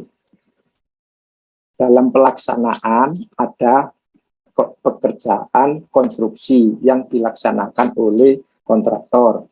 Kemudian dalam pelaksanaan pekerjaan konstruksi ada konsultan pengawas. Lah, ini tentunya Bapak, menurut peraturan PP 16 tahun 2021, pekerjaan konsultan otomatis di situ melaksanakan DID perencanaannya, sedangkan pengawasan adalah mengawasi hasil DID. Jadi dapat terpisah, dapat jadi satu, tergantung di sini prosesnya, proses tender. Dikecualikan jenis pekerjaan ini kalau desain and build atau rancang bangun, otomatis jadi satu, penyediaannya satu, mulai dari DID sampai pengawasan itu jadi satu, tapi divisinya masing-masing, divisi perencanaan, divisi pelaksanaan, dan divisi pengawasan. Jika di sini tidak termasuk rancang bangun atau desain and build, tentunya tanggung jawabnya masing-masing Bapak. Silakan Pak Fatkur jika ada tanggapan. Baik, terima kasih, sudah cukup Pak. Yang nomor 4, barangkali ada nomor 4. Cuma sampai 3. Cuma sampai 3 Pak. Baik, untuk Bapak Ibu peserta yang lainnya, bagaimana? Ada pertanyaan lagi? Oh ini Pak Fatoni Pak, apakah dalam PKK menyusun HPS harus sama dengan RAB konsultan perencanaan? Pak siapa? Pak Fatoni Pak dari BKD Sidoarjo. Oke, Pak Fatoni, terima kasih Pak Fatoni. Ini hanya beda istilah Pak ya. Kalau RAB dari konsultan itu namanya EE, Estimate Engineer. Kemudian Estimate Engineer diserahkan oleh konsultan perencana ke PPK atau ke pengguna, didetailkan menjadi UE atau HPS. Nah, nilainya tentunya berbeda. Karena EE biasanya konsultan itu sumber surveinya adalah dari regulasi. Pak, maaf. Maksudnya PPK, Pak. Apa? Bapaknya typo, Pak. Jadi tadi saya bacanya PKK. Maksudnya pertanyaannya apakah dalam PPK menyusun HPS harus sama dengan RAB konsultan perencanaan, seperti itu maksudnya? Iya, saya paham, saya jelaskan. Ini sebetulnya HPS konsultan itu sebetulnya EE, Estimate Engineer. Terus kalau nanti diserahkan ke PPK itu menjadi HPS. Nah, HPS itu apakah pertanyaannya harus sama? Nah, ini tentunya berbeda sumber surveinya begini. EE yang dikonsultan biasanya harganya lebih tinggi karena sumber surveinya itu biasanya dari instansi. Jadi harga satuan itu per meter atau per kubik itu yang dimasukkan di dalam harga satuan di estimate engineer. Sedangkan OE atau HPS biasanya lebih rendah karena sumber surveinya adalah harga pasar. Jadi harga satuannya berbeda, volumenya sama, maka hasil perkaliannya berbeda, jumlahnya berbeda. Jadi bisa ditarik kesimpulan antara OE dengan EE sebagian besar adalah berbeda. Pak Tony tadi ya, sebentar mana ya? Oh ya, silakan dinyalakan Pak audionya. Mungkin tanggapan untuk jawaban yang pertama Pak. Terima kasih Pak Sukadi atas dari jawabannya terkait dengan HPS, menyusun PPK menyusun HPS untuk konstruksi apakah sama dengan DID-nya dari jasa konsultan perencanaan. Yang saya maksud gini Pak, apakah kita bisa menyesuaikan Pak? Apakah tidak harus sama dengan yang di outputnya dari jasa konsultan perencanaan tadi? Secara prinsip tidak harus sama Pak, karena sumber surveinya berbeda.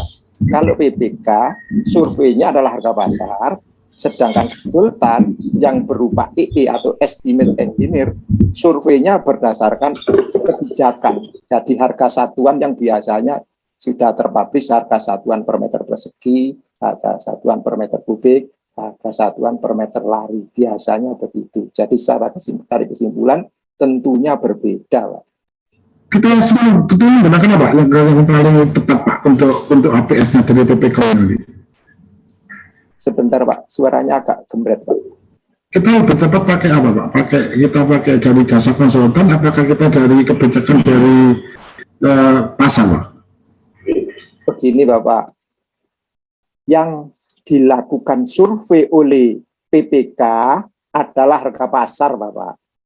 Sedangkan konsultan berupa EE itu surveinya dari regulasi kebijakan di pemerintah daerah. Jadi sudah given, dikasih, kemudian tinggal mindah. Pak, ini tadi untuk HPS-nya konstruksinya Pak, bukan ke perencanaannya. Untuk HPS-nya konstruksinya. Okay. Untuk HPS-nya konstruksi, bukan untuk HPS perencanaannya. Untuk HPS konstruksi Pak, bukan HPS perencanaannya. Gini Bapak, HPS konstruksi itu kan diadop atau diambil sumbernya dari estimate engineer yang dibuat oleh konsultan DID. Jadi jenengan dikasih EE itu sebagai dasar untuk menyusun HPS. Volumenya sama, harga satuannya berbeda karena Bapak survei pasar, misalkan harga semen di pasar, misalkan Bapak di tempat di mana Sidoarjo misalkan, kemudian itu kan fluktuatif, sedangkan OE yang dibuat konsultan itu berdasarkan harga satuan yang dikeluarkan oleh dinas masing-masing. Nah, seperti itu Pak kondisinya. Terima kasih Pak. Terima kasih. Iya Pak. Baik, sekarang untuk pertanyaan kedua Pak dari Pak Fatoni. Apabila ada addendum kontrak, apakah kita merubah SKK juga atau hanya merubah kontraknya saja Pak? Ya tergantung. Addendum itu apanya yang dirubah. Ya sebetulnya kan SKK syarat-syarat khusus kontrak itu kan biasanya acuan yang digunakan. Ya tentunya di sini yang dirubah adalah addendum kontraknya, bukan syarat-syarat khusus kontrak. Bagaimana Pak Fatoni? Substansinya dari addendum tadi Pak ya, untuk SKK-nya tadi. Gimana Pak? Tergantung dari substansinya kontrak tadi, addendumnya tadi Pak. Kalau kita ubah kontraknya, kalau SKK nggak perlu dirubah, kita nggak ubah kontrak, nggak ubah SKK-nya, hanya cukup di kontraknya aja yang kita addendum. Ya, addendum itu ya tentunya justru mengikuti yang ada di syarat-syarat khusus kontrak, Pak. Biasanya addendum itu kan macam-macam, ada perubahan, Pak. Ada perubahan jenis pekerjaan atau apa namanya masa berlakunya menjadi molor atau berkurang atau spesifikasinya berkurang, ya tergantung Pak adendumnya terkait apa. Oke, Pak Sukadi, terima kasih. Mbak Pulmi, terima kasih atas jawabannya. Assalamualaikum warahmatullahi wabarakatuh. Waalaikumsalam warahmatullahi wabarakatuh. Ini ada pertanyaan lagi Pak di chat Zoom. Mungkin yang lebih nyaman di chat Zoom mungkin Pak. Oh iya. Karena kalau di slide itu memang terbatas karakternya, cuma bisa kami tampilkan di layar Bapak Ibu. Cuma kalau di chat Zoom kami bacakan saja nggih. Dari Pak Catur. Sebentar Pak. Pertanyaan pertama, apa ada perbedaan signifikan dari format rancangan kontrak, metode EPL dan tender Pak, baik barang maupun konstruksi? Silakan Pak. Oke Bapak, metode EPL dengan tender sangat-sangat berbeda Pak. Kalau EPL kan sangat simpel di situ, nggak ada syarat-syarat umum, syarat khusus saja, tapi isinya hanya sedikit EPL. Tapi kalau e-tender formatnya sudah given dari sananya dan dua-duanya juga sudah given, Bapak bisa tinggal download. Isinya lebih simpel kalau EPL karena nilainya cuma 200, mungkin item pekerjaannya juga hanya bisa dihitung 1-2, sedangkan yang di tender kan item pekerjaannya lebih banyak. Mungkin itu Pak Catur yang pertama, barangkali ada yang kedua. Kita ke pertanyaan kedua saja ya. Sepertinya belum respon beliaunya. Yang kedua Pak, apa perbedaan surat perintah kerja yang ditandatangani PPK dan direktur dan diketahui PA dengan SP atau surat perjanjian yang ditandatangani hanya PPK direktur saja? Ini dari entitas mana Pak? Kata direktur di rumah sakit?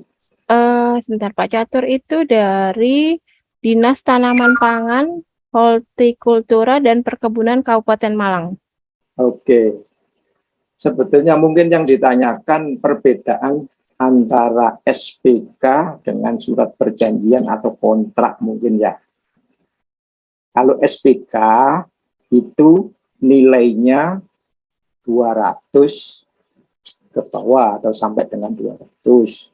Sedangkan yang kontrak dengan menggunakan surat perjanjian adalah di atas 200.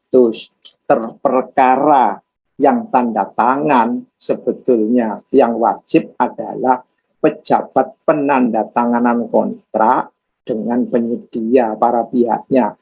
Dan kalau mengetahui dan lain sebagainya, tanda tangannya bisa 3, bisa 4, itu sebetulnya bukan kewajiban. Yang wajib adalah pejabat penandatangan kontrak. Yang di bawahnya biasanya mengetahui seperti itu. Meskipun tidak ada mengetahui, ya sudah sah katanya. Berarti untuk di format SP itu ditambahkan untuk mengetahui itu tidak wajib seharusnya Pak ya? Seharusnya tidak wajib, tapi kalau Bapak mencari yang wajib itu sesuai dengan Perpres dan Perlem, hanya para pihak antara pengguna jasa, pelaku atau pejabat penandatangan kontrak, dalam ini bisa BPK, bisa KPK dengan penyedia, itu yang wajib Pak. Lainnya itu mengetahui. Ya, terima kasih Pak. Itu saja. Baik, sudah cukup Pak Catur? Sudah, terima kasih. Baik, terima kasih Pak Catur. Mungkin ada pertanyaan lagi dari Bapak Ibu yang lain? Masih banyak waktu? Mungkin sepertinya sudah cukup Pak. Ya. Bapak mohon memberikan closing statement Pak untuk kegiatan hari ini Pak. Terima kasih kepada teman-teman, kepada Bapak Ibu. Kalau memang sudah tidak ada yang didiskusikan, dapat kami sampaikan closing statement bahwa untuk pengadaan barang dan jasa tentunya salah satunya yang harus dilaksanakan pada tahap persiapan pengadaan jasa adalah rancangan kontrak, dan rancangan kontrak wajib diisi seperti itu, sehingga dalam prosesnya nanti bisa sesuai dengan harapan terkait waktu pelaksanaan pemilihan atau waktu tender atau seleksi. Itu Bapak Ibu yang kami sampaikan. Semoga diskusi kita bisa bermanfaat bagi semuanya. Demikian yang dapat kami sampaikan. Terima kasih. Terima kasih Pak Sukadi dan Bapak Ibu, terima kasih atas partisipasinya hari ini untuk mengikuti kegiatan kelas daring. Walaupun mungkin selesainya sebelum jadwal yang sudah ditentukan, semoga apa yang disampaikan oleh Pak Sukadi sudah cukup dipahami. Dan jika masih ada pertanyaan, nanti Bapak Ibu bisa menanyakan di WA Group, karena Pak Sukadi juga sudah ada di WA Group peserta.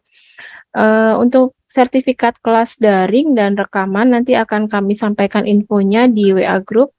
Jadi Bapak Ibu mohon untuk tidak meninggalkan WA Group dulu sampai kami sampaikan semuanya. Jadi nanti kalau untuk sertifikat kami akan sampaikan dalam bentuk link di WA Group. Sedangkan untuk rekaman kelas daring nanti akan kami email ke email peserta yang terdata di pendaftaran. Tapi jika nanti WA Group sudah kami bubarkan, kami akan mengarahkan Bapak Ibu ke grup alumni IAPDPD Jatim di aplikasi Telegram, nanti akan kami berikan linknya. Di sana juga sudah ada beberapa narasumber yang bergabung yang akan membantu Bapak Ibu jika ada pertanyaan, konsultasi seperti itu, dan di grup itu juga berbagi informasi terkait pengadaan barang jasa dan info-info terbaru dari IAPDPD Jatim. Kami atas nama moderator mohon dimaafkan jika ada kata-kata yang salah selama memandu kegiatan ini. Selanjutnya akan saya serahkan ke Mbak Neno sebagai pembawa acara. Wassalamualaikum warahmatullahi wabarakatuh. Waalaikumsalam. Salam warahmatullahi wabarakatuh. Baik, mari kita beri aplaus dulu kepada Bapak Sukadi, maupun juga Bapak Ibu sekalian yang telah berpartisipasi dan aktif selama kelas berlangsung. Kami sampaikan terima kasih banyak kepada Bapak Sukadi, serta Bapak Ibu sahabat pengadaan dimanapun berada, juga rekan-rekan admin yang telah membersamai kelas hari ini. Semoga kegiatan hari ini menambah wawasan dan hasanah ilmu untuk kita semua, serta menjadi ladang pahala dan amal jariah bagi Bapak Sukadi. Atas nama panitia, kami mohon maaf dan mohon dimaafkan jika selama pelaksanaan ada yang kurang berkenan. Selamat beraktivitas kembali Bapak Ibu. Dan kami ingatkan kembali masih ada satu kelas daring di bulan ini, yaitu akan membahas tentang katalog elektronik lokal untuk pelaku usaha, tingkatkan profitmu, yang akan dilaksanakan tanggal 23 Agustus 2022 pukul 9 hingga 11.30 waktu Indonesia Barat. Jangan sampai terlewatkan. Sebelum kelas daring berakhir, kita sambung dengan tangkap layar bersama. Silakan untuk yang belum aktif, yang masih sembunyi-sembunyi malu-malu tadi, bisa ditampilkan wajahnya. Oke, terima kasih Bapak Ibu. Selamat beraktivitas kembali. Wabillahi taufiq walhidayah. Wassalamualaikum warahmatullahi wabarakatuh.